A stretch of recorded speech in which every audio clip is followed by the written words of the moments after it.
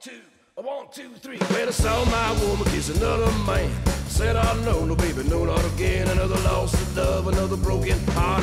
Ain't got no love alone the blues again. Hey, hey, hear what I say, ain't got me no love.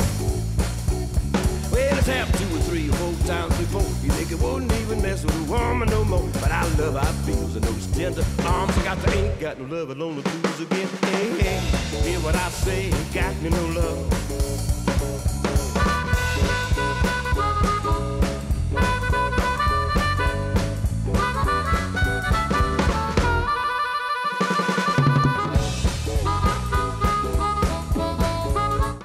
Pozdrav, ja sam Marko Jović, radim u tehničkoj podršci Servis Plusa.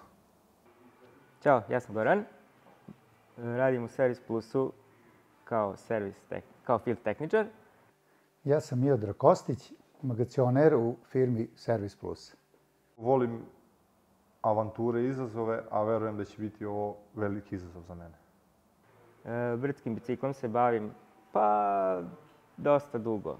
Aktivno u posljednje 2 godine, ali od malena me privlače bicikli. Znači, još u osnovnoj školi sam krenuo da vozim bajs. Nisam imao neki dobar bajs jer nismo imali puno para, pa sam tako uvek zamišljao kako bi imao neki super trkački bicikl, što sam sad sebi priuštio i evo već 1-2 godine aktivno vozim bicikl. Biciklizmom uopšteno od malih nogu, a brdskim biciklizmom unazad 4 godine imam svoj bicikli koji koristim kad god mogu i kad god dozvoli vreme. U ovo se upuštam prvenstveno iz razloga kako bi sebi pomerio neke izazove koje sam sebi zacrtao da ispunim u svom životu. Nekako je interesantno što je egzotično mesto. Nije neka okolina, nije čak ni naša država gde bi mogao da odem kad god bih hteo. Pa za mene je ovo jedan izazov, rekao bih čak i neponovljiv izazov. Do sad se nisam sretao da kažem, u svom životu sa takim nečim.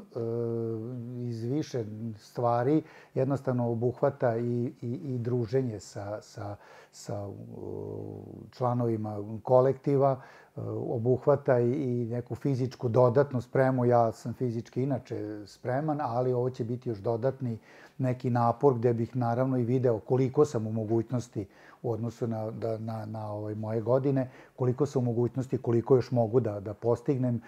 Naravno i deo onaj koji se odnosi na neku pozitivnu neizvesnost, avanturu, otići u neku zemlju gde do sad čovek nije bio i tako dalje, tako da. U svemu ima straha, pogotovo što je nešto nepoznato, ali opet to je i nekako i najzanimljivije, ceo taj izazov. Jedina stvar koju bih napomenuo je ta da jednostavno želim pre svega da ispitam sebe, da vidim kolika je ta mogućnost, možda i ne znam koliko mogu ili ne mogu, znači da ispitam kolike su te moje trenutne fizičke mogućnosti, da li mogu da se upustim u ovakav jedan poduhvat. Eto, to je čisto neka nedoumica u tom nekom pogledu, a inače ne bojim se ničega jer jednostavno to je za mene jedna, u svakom slučaju, pozitivna stvar. Iskreno, 2 stvari. Prva je let od preko 12 sati do Australije, a druga, da li ću moći fizički da iznesem trku i da izdržim do kraja. Očekujem da se zabavim, jer to mi je nekako i prvenstveno i cilj u svemu ovome da radiš ono što voliš.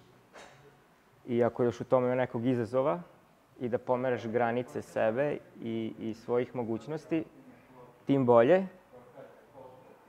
Očekujem veliku avanturu, dobro druženje sa kolegama i nadam se jedno veliko pozitivno iskustvo. Očekujem da bude super, da se dobro zabavimo, da bude dobra ekipa, društvo i ako bude neki rezultat, tim bolje. I to je to.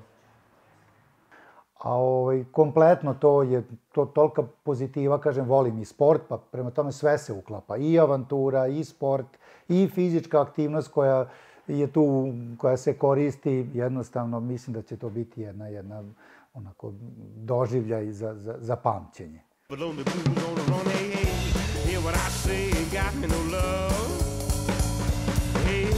Hear what I say, got me no love.